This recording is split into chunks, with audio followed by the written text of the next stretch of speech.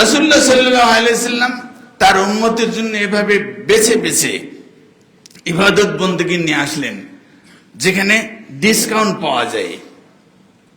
ইবাদত ডিসকাউন্ট দিবে, সেখানে সওয়াব বেড়ে যাবে। বলেন সুবহানাল্লাহ।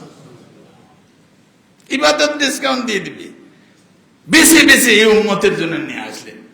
বললেন যে আগের উম্মতের লোকেরা ঈশার নামাজের পরে খেয়ে দিয়ে নামাজ পড়তে শুরু করে দিয়েছে, ফজরের নামাজ হবে, তারপরে ফজরের নামাজ পড়বে। এই সারা রাত্রি 8 ঘন্টা 10 ঘন্টা ধরে তাহাজ্জুদ পড়ে গেছে, রাত্রের নামাজ পড়েছে, কিয়ামুল লাইল করেছে।